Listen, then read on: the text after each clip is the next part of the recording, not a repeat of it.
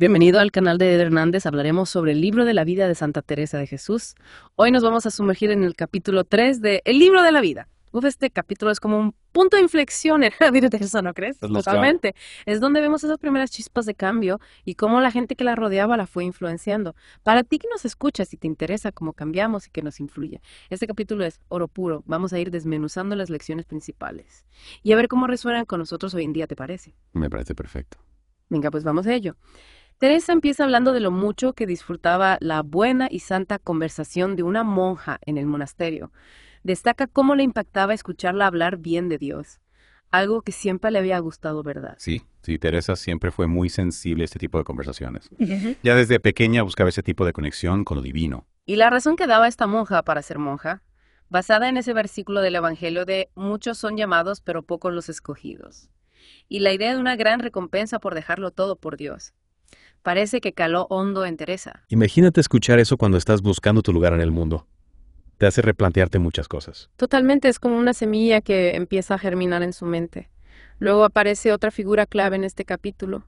Su tío viudo, un hombre de gran virtud y sabiduría, al que su padre la envía a pasar unos días. Así, este tío es un personaje muy interesante, un hombre ya retirado de las cosas del mundo, Exacto. Y muy dedicado a la vida espiritual. que lea buenos libros en español.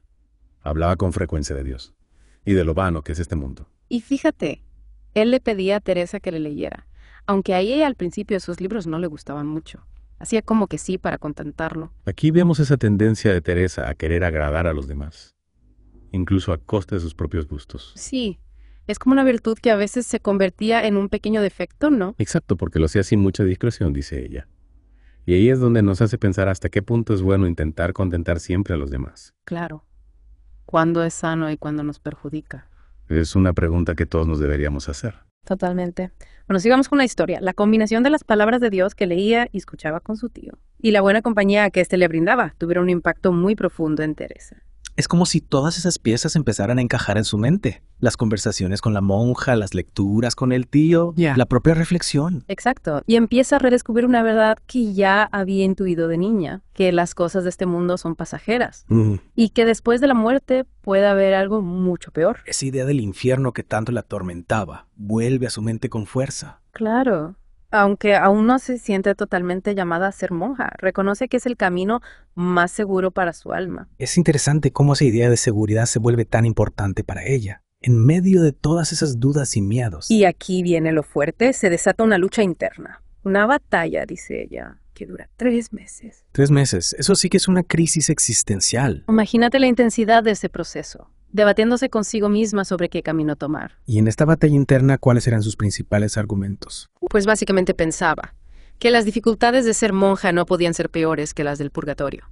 Y como ella se sentía merecedora del infierno, vivir como en un purgatorio en esta vida, con la esperanza de ir al cielo después, le parecía una buena opción. Era una lógica un poco peculiar, ¿no? Sí, pero muy humana al fin y al cabo. Basada más en el miedo que en el amor. Exacto. Ella misma reconoce que su motivación inicial era más un temor servil que amor a Dios. Es increíble la sinceridad de Teresa al contarnos esto. No intenta idealizar su decisión. Al contrario, nos muestra su lado más humano. Y claro, en medio de esta lucha interna no podía faltar la tentación. El diablo, metiendo la cuchara, intentando convencerla de que era demasiado delicada para la vida religiosa. Diciéndole que no iba a poder con tanto sacrificio. Que mejor se buscara una vida más cómoda. Pero Teresa se defendía, recordando los sufrimientos de Cristo. Pensando que si él había aguantado tanto, ella también podría con lo suyo.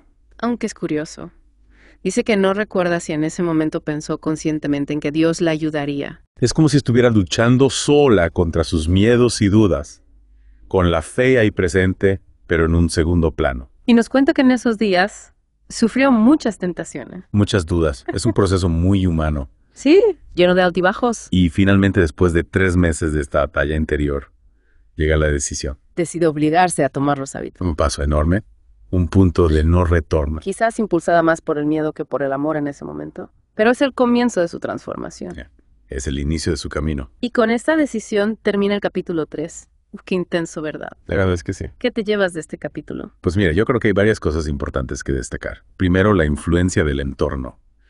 Vemos cómo las personas que nos rodean, sus palabras, sus acciones, pueden tener un impacto enorme en nosotros. Totalmente de acuerdo, ya sea para bien o para mal, tenemos que ser conscientes de eso. Y elegir bien nuestras compañías. También me quedo con la idea de que a veces las verdades que aprendemos de pequeños se quedan ahí dormidas en nuestro interior. Y pueden resurgir con fuerza cuando encontramos el ambiente adecuado o las personas adecuadas. Es como si esas semillas que sembraron en nuestra infancia necesitaran ciertas condiciones para germinar. Y por supuesto, la lucha interna de Teresa, esa batalla de 3 meses, nos muestra que tomar decisiones importantes no es fácil, que a veces hay que enfrentarse a nuestros propios miedos y que nuestras motivaciones iniciales no siempre son perfectas, pero pueden ser el punto de partida de algo mucho más grande. Exacto. Para ti que nos escuchas, te invito a reflexionar sobre este capítulo. ¿Qué personas te han influenciado a lo largo de tu vida? ¿Qué decisiones importantes has tomado?